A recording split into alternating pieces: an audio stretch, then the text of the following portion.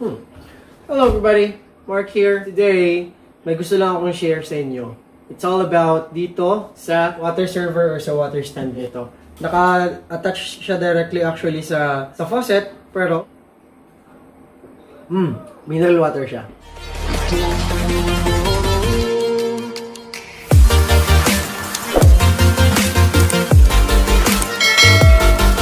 Before anything else, disclaimer lang guys hindi ako nag-advertise nito. Gusto ko lang siyang i-share. Lalong-lalo para sa mga kapwa kong, yun nga, sa may asawa and saka may anak dyan na naninirahan dito sa Japan. Tayo, syempre mga Pinoy, sanay tayo sa tap water, diba? Lalo ako, mas prefer ko pa nga yung tap water. Yun nga lang, para sa mga kids ko, parang gusto ko namang mineral water yung inumin nila. Kasi nga, hindi natin alam, baka hindi pa sanay yung mga tiyan nila and all. And then, if bibili ka kasi ng mineral water, every grocery mo, cost siya ng another budget. Minsan, kapag kayong mga wife lang natin yung namamalengke, syempre, mabibigitan sila nun. Hindi nila kayang buhatin. Or di naman kaya, mayroon ding alternative, yung water stand na yung galon na malaki, yung blue, na transparent. Diba yun? Friend din ako sa Nagoya na yun ang gamit nila sa bahay nila. Nga lang, syempre, lalo tayong mga lalaki, almost everyday wala tayo sa bahay kasi nagtatrabaho tayo, then timing na yung wife lang natin yung sa bar, di kaya yung mga anak natin na galing eskwela, sila yung mismo magre-refill nung galon na yun.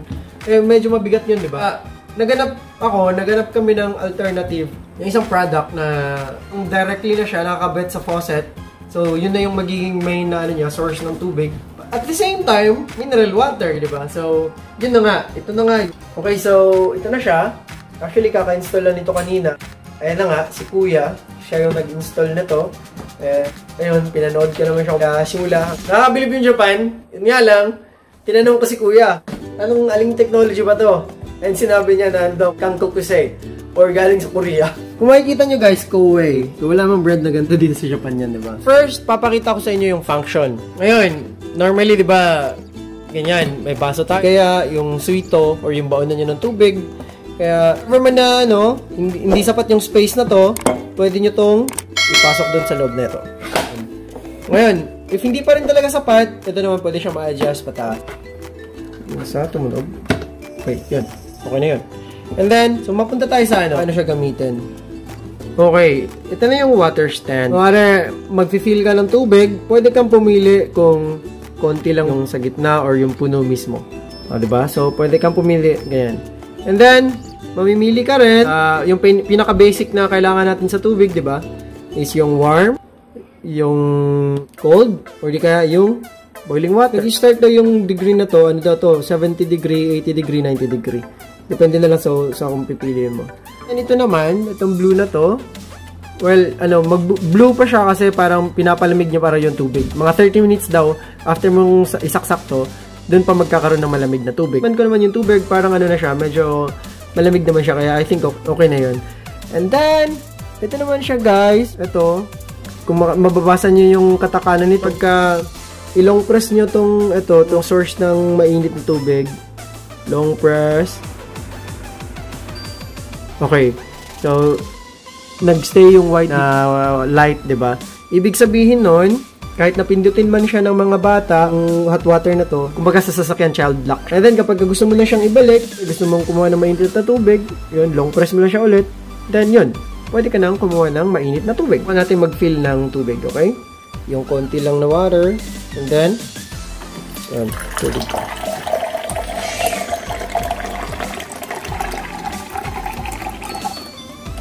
Pare, pinili mo yung puno na to. Ito. Yung pinakapuno. And then, mag-fill ka ng tubig.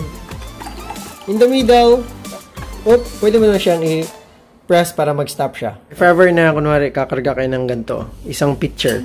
Siyempre, pang isang baso lang yung mga, niya dito, sukat niya. I-long press mo lang siya, ganito. And then, pag tumunog siya, ibig sabihin, kakarga na yan siya, nasa kanya lang, for almost 3 minutes. 3 minutes, okay? And yes, lasang mineral water talaga siya. Kasi nga, hindi lang naman siya normal na water stand or water server.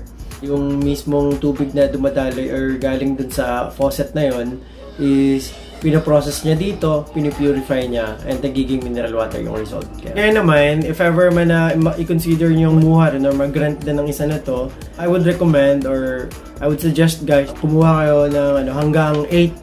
If kukuha kasi kayo hanggang August 29th, once na i-present nyo lang yung ilalagay ko sa sa description na code, makakuha kayo ng 5,000 na discount or waridiki. If ever naman na hindi mo na kayo kukuha hanggang August 29, okay lang din. Lumampas na ng August 29, makakuha pa rin kayo ng 3,000 yen. 3,000 yen na discount. Kaya, sana may na-share ako na maganda na pwedeng makatulong sa inyo and sa mga wifey ninyo or sa mga kids ninyo. And as always, bye-bye. Peace on earth.